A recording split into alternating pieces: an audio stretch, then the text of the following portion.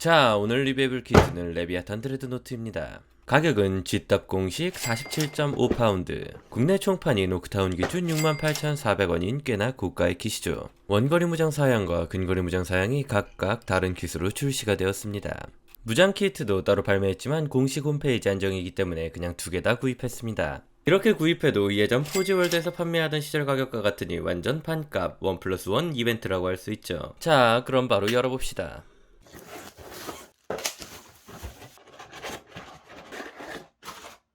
설명서, 데칼, 80mm 베이스, 그리고 4장의 스프루로 내용물이 구성되어 있습니다. 원거리 무장 사양도 스프루 중 3개는 동일하고 무장이 들어있는 스프루만 차이가 있습니다. 이 두 스프루로 레비아탄 드레드노트의 대부분의 무장 옵션을 구현할 수 있죠. 자, 그럼 바로 만들어 봅시다. 우선 니퍼로 부품을 잘라내줍니다. 그리고 예리한 궁극 니퍼로 남은 게이트들을 짧게 잘라내준 뒤 나이프와 사포로 남은 게이트와 퍼팅 라인을 정리해줍니다.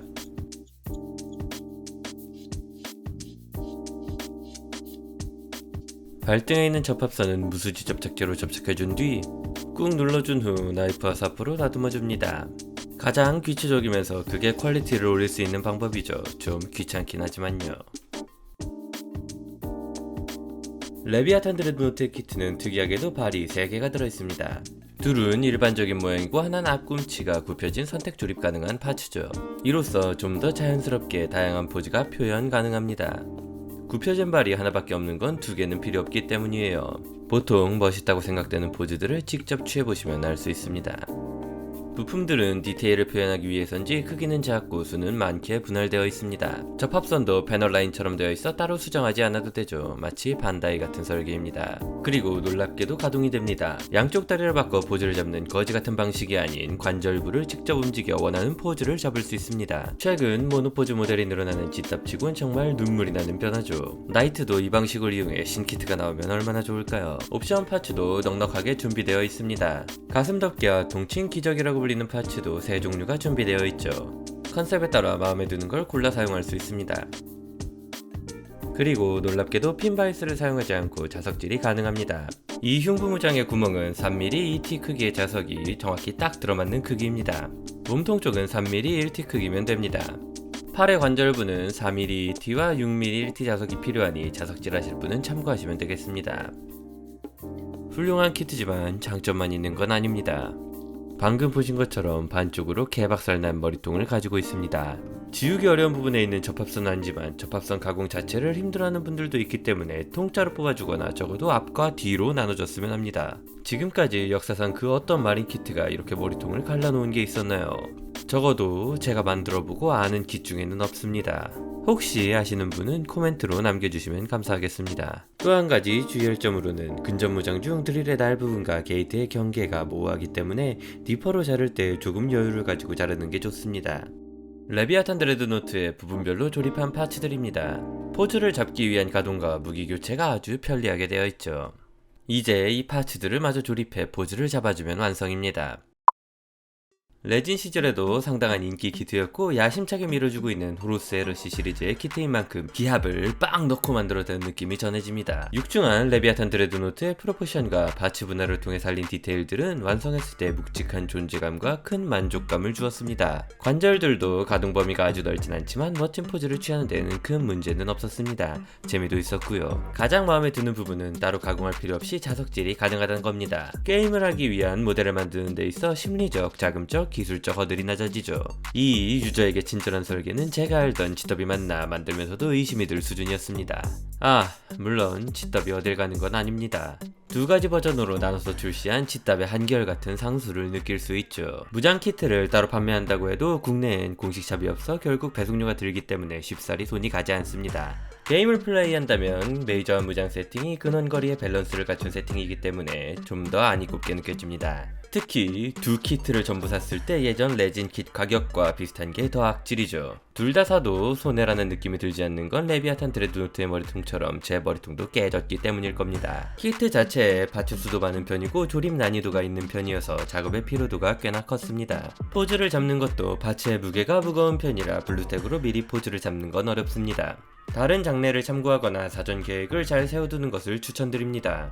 난이도는 있지만 훌륭한 품질과 만족도를 가진 키트입니다. 게이머에 대한 배려는 조금 부족하지만요.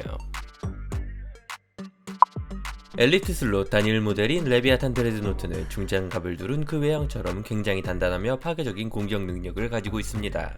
14라는 높은 운두수와 최상급 E+ 아머에 더해 상대 무장의 AP와 데미지를 감소시키는 아머 오브 컨뎀트와 듀티 이터널 어빌리티의 조합으로 멜타 같은 고화력 무기를 집중 투사하지 않는 한 다운시키긴 매우 어렵습니다. 물론 그 대가로 높은 포인트와 보티케이에서 가장 중요한 자원인 CP를 코스트로 소모합니다. 레비아탄 드레드노트의 무장은 자유도가 높은 편입니다. 기본적으로 두정의 그라브플렉스 봄바드와 두정의 헤비 플레이머를 장비하고 있습니다. 헤비 플레이머는 트윈 볼카이트 칼리버로 바꿔줄 수 있으며 양팔에 장비한 그라브플렉스 봄바드는 원하는 주무장으로 변경 가능합니다. 추가 옵션으로 3발의 헌터킬러 미사일을 장비해줄 수도 있습니다. 우선 근접 무장을 살펴봅시다. 시즈클로는 무난한 성능의 무장이며 1회에 추가 공격 기회를 얻을 수 있습니다.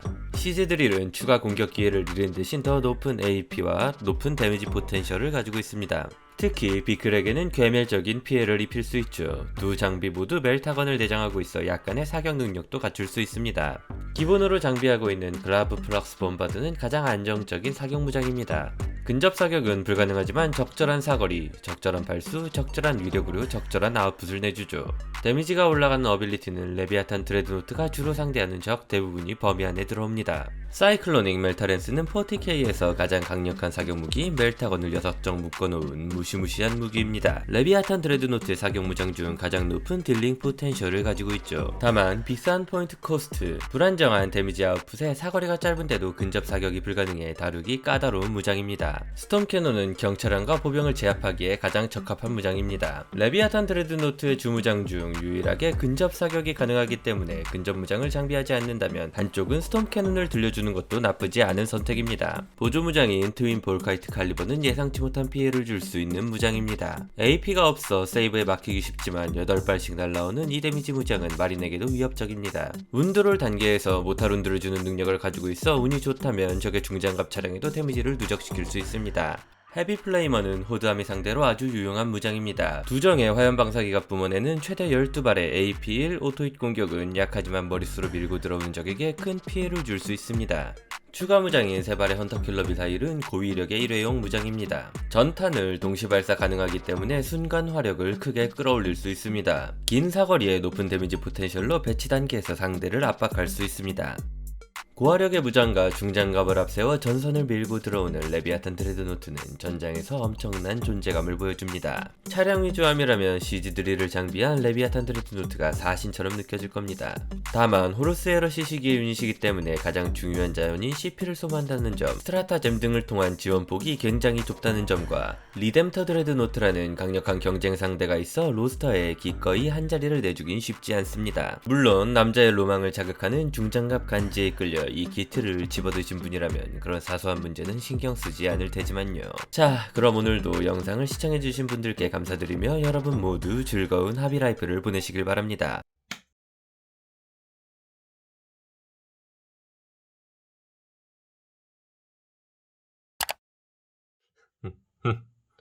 야, 이거 봐. 아씨, 무기 존나 음란하게 생겼어. 아, 이거 뭐 완전 니 놈이랑 잖아.